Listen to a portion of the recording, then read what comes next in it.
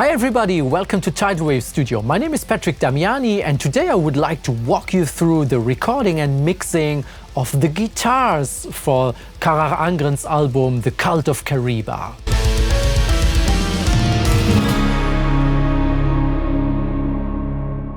So let's talk about the electric guitar recording and mixing here. I have had the big pleasure for quite a while now to be the studio session musician for Carach Angren, playing the bass and the guitars, so I can show you around a little bit what equipment was used for this EP and also how the guitars have been mixed. So on almost all the Carach Angren songs we only have two guitars. One is panned hard left, one is panned hard right, and they do like 95% of all the guitar work on all the Carach Angren albums. Sometimes there is a lead guitar, something special, but it's really rare. Most of the times these guitars have so much information in them that it's just enough. Seregor, the singer and guitar composer of Carach Angren, is writing these awesome guitars and I just play them in the studio. So the guitars often have like really complex melodies, complex jumps that really fill out a lot of space and just don't need more than those two for most of the songs. So we have two guitar tracks and I'm going to show you how they were recorded.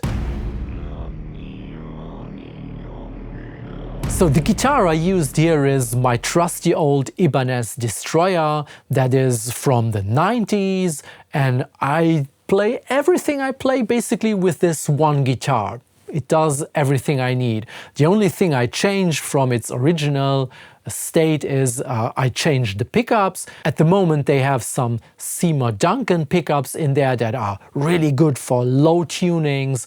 And I have very thick guitar strings. It's the thickest strings I could find. I think it's 0.7 for the E string, which is never an E string because I have to tune it low because of the thickness of these strings. I can go down to A tuning.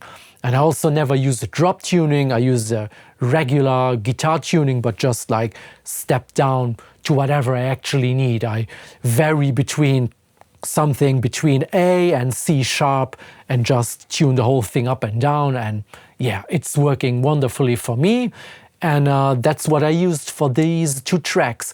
I think I may have switched pickups from bridge to neck for one guitar or the other just to get some difference between the two tracks. And this is a big thing when you are double tracking guitars, even if they are playing the same thing, or especially if they are playing the same thing, that you use two different setups for the left and for the right guitar, because usually you want them to sound big and huge.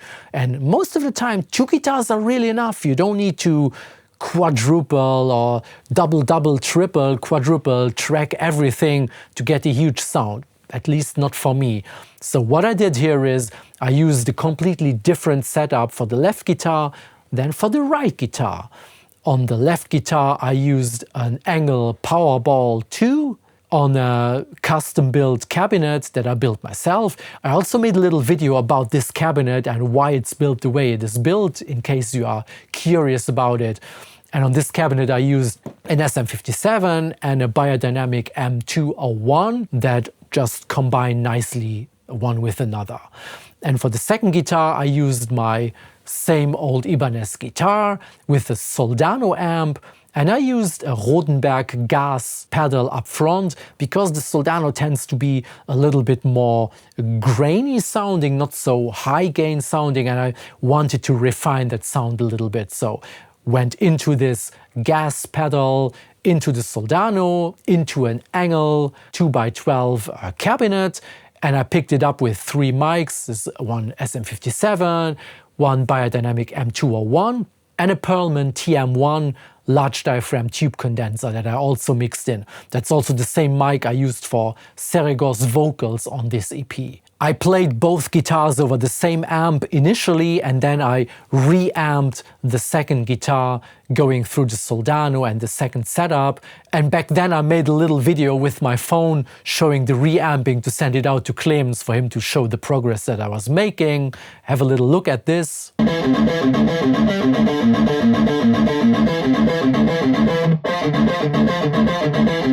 This is basically the DI signal that I recorded in here, fed back into the amp, into the recording room, and I was capturing it with the microphones. And now let's have a look at the raw tracks and what I did to them to let them sound the way they do on this EP.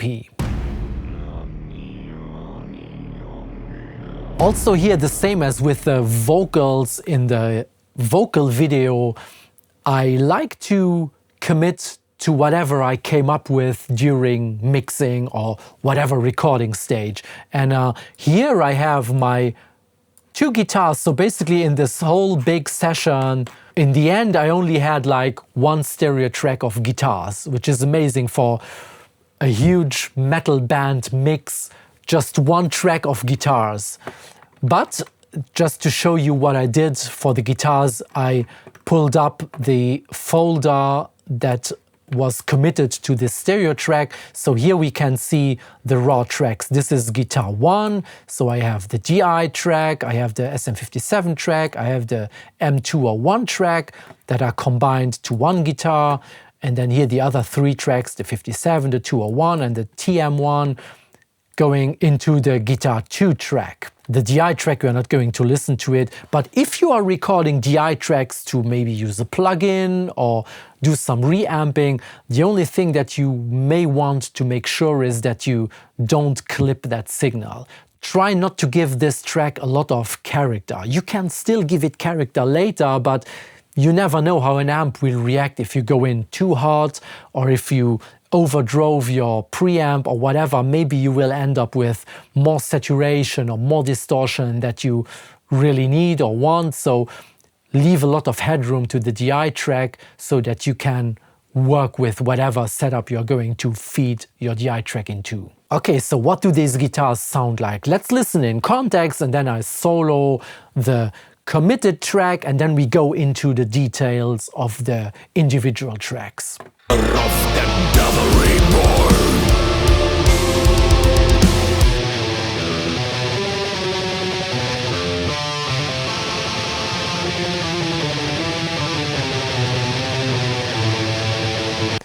One thing already that we can see and hear is there is generally next to no reverb effect whatsoever on these guitars. They are completely dry, like 95% of the time. Only sometimes I may go in and automate. Here there is a little reverb for this part.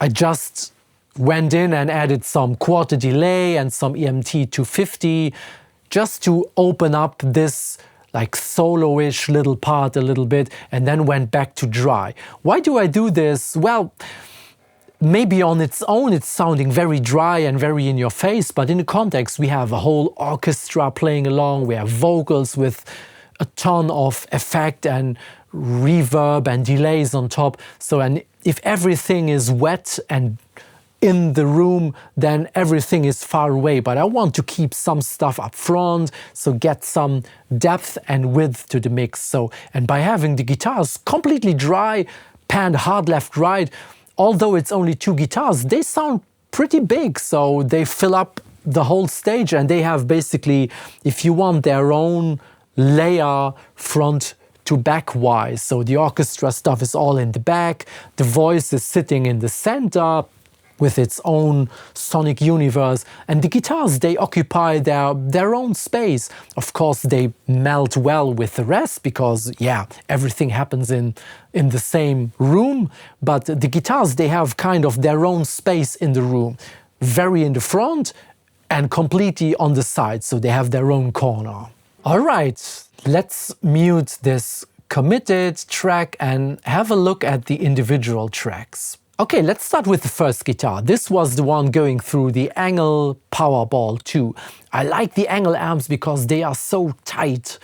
They have a lot of low end, a lot of definition, and especially with fast stuff, they are really very precise. There's no smearing if you play tightly, of course, but it's really, I like this super focused sound. So this is what the SM57 sounds like. The This is the 201. And together they sound like this. And now on this guitar I have a tiny little bit of EQ already. I cut off the lows. There is nothing going on below 40 Hertz anyway.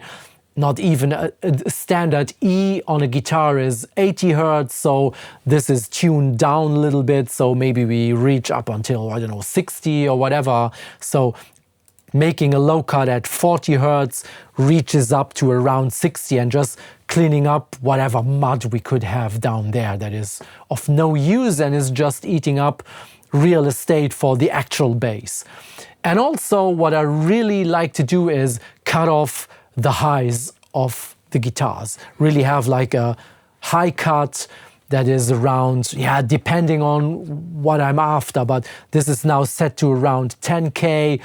Often I go much lower because the only thing you have up there is a lot of fizz. Of course, we are playing like black metal stuff here, so we need some fizz, but not too much. Let's see if we can solo what has been cut off on the very high end.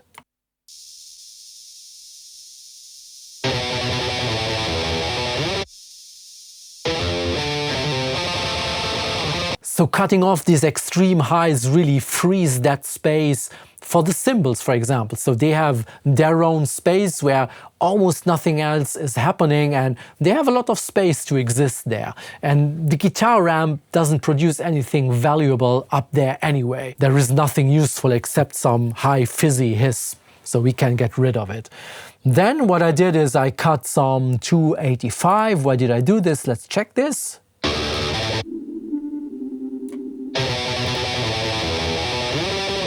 Maybe I found that it was interfering a little bit with the low fundamental of the vocal, something like this. The sound would be fine flat as well, but yeah, cleaning up a little bit and make some space for instruments that need more attention in that space than the guitar really does. Now the right guitar was the one going through the gas pedal into the Soldano, picked up by 57, 201 and the TM1. Let's listen to what these microphones sound individually and combined.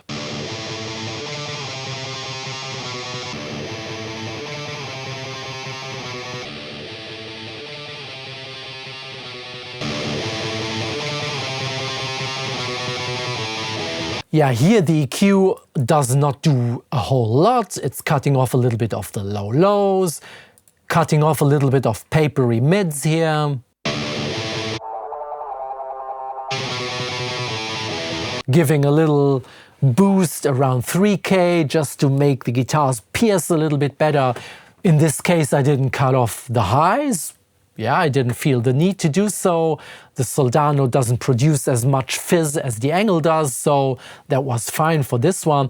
And also one thing I did is I checked the alignment and the phase relationship between the individual microphones. I most of the time record guitars with just one microphone, oftentimes just like a large diaphragm condenser.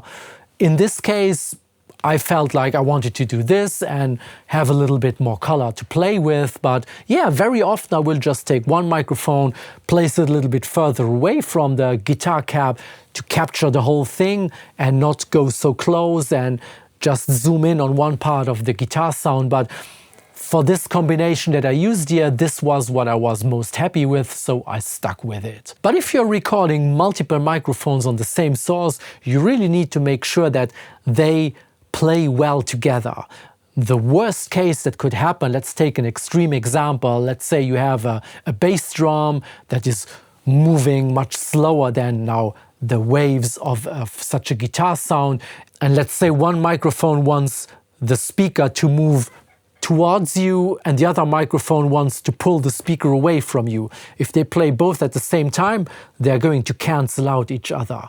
And this happens over the whole frequency spectrum whenever you use two microphones on the same source. Same, of course, applies to guitar cabinets. So you really want to try and match the distance of the capsules so that they are exactly at the same distance from the cone of the guitar speaker. And especially if you're working alone. So I didn't have an assistant or whatever. I was recording myself. So I set up the microphones and eyeballed the distance. So I thought, yeah, that's going to be fine. And then I went in and checked the distance. So I think I used a plugin called Auto Align, where you can feed in multiple microphones of the same source, and it's going to analyze and tell you, hey, you should move back that one microphone by whatever amount. So I delayed one microphone by 17 samples and the other by 19 samples, so that all three microphones play with the same phase relationship and are not going to cancel out each other because they are slightly delayed. Now the next thing I did is I took those two folders, like one with 2 microphones, one with 3 microphones, and routed the whole thing to one stereo track. So I have 2 microphones combined on the left, 3 microphones combined on the right, and this is now living on one individual stereo track. And now I did some general processing to this combined stereo track. Let's have a look what we did here. Okay, the first plugin I use here is JJP's guitar plugin. And I like it because it's adding some character to the guitars. It's adding some grit and some densities. Let's listen to what it does when it's engaged and when it's bypassed.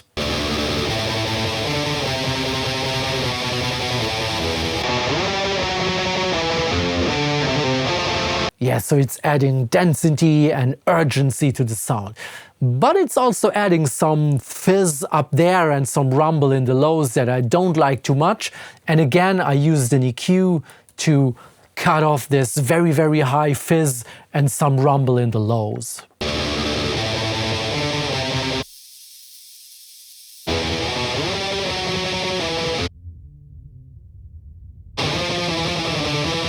Okay, and then again I used Soothe. This is a plugin I use all the time. It's a kind of dynamic EQ thing that you can set to a certain frequency range or the whole frequency range, and it will just, let's say, calm down a signal. In this case, I wanted to calm down the low fundamental a little bit because it was getting boomy here and there, and I just wanted to calm down the low end of the guitars a little bit. Let's check it out.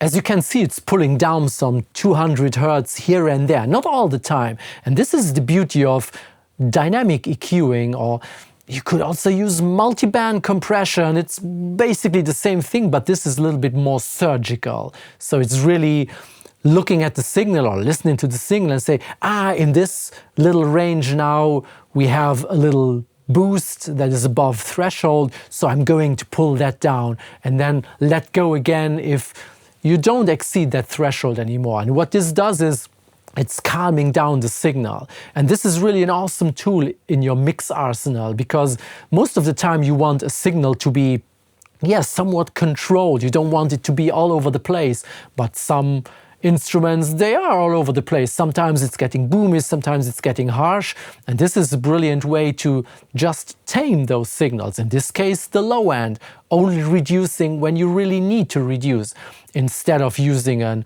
static EQ. If I would say, but sometimes I have some 200 Hertz that is boomy, so I reduce 200 Hertz, but then your guitar is thin.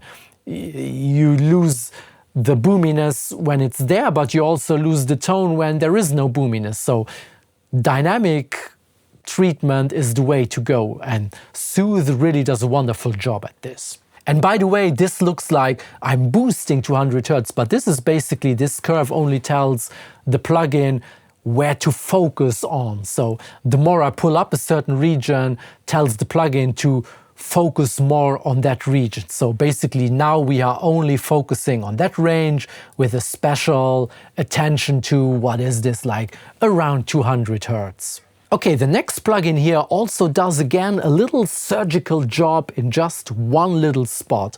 We have Split EQ by Eventide, the plugin where you can work on only the transients or only the sustain part of a signal. So the easiest way to explain what that means is, take a snare drum, for example. You have the attack, the crack of the snare, and then sometimes the snare is ringing, so I have like a sound that is sustaining. And this plugin takes care of either the fast attack part or the more long-sounding sustain part. And you can EQ those two parts individually. And sometimes I like to use this if I feel like, yeah, I have like a kind of resonance in a signal. For example, here in this case, I must have felt that around 280 Hertz, we had like a sustainy ringing in the guitar.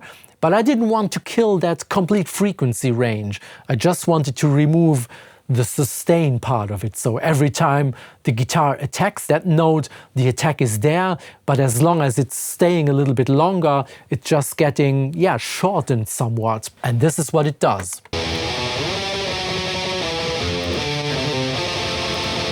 I'm going to solo that range so that you can hear that sometimes it's just poking out.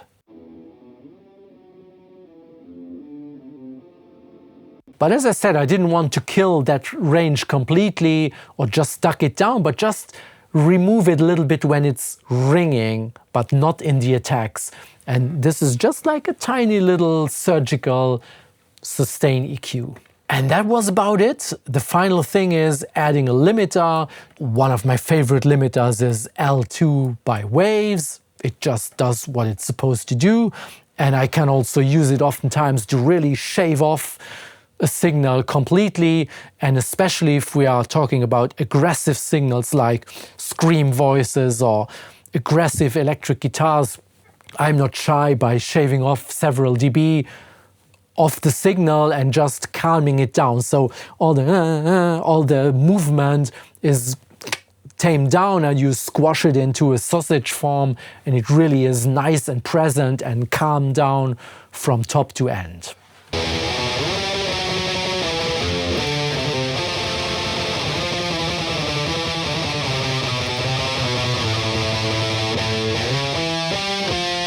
The difference is not huge, but if you listen carefully with headphones or good speakers, you can hear that it's going from a little bit loose to really super compact.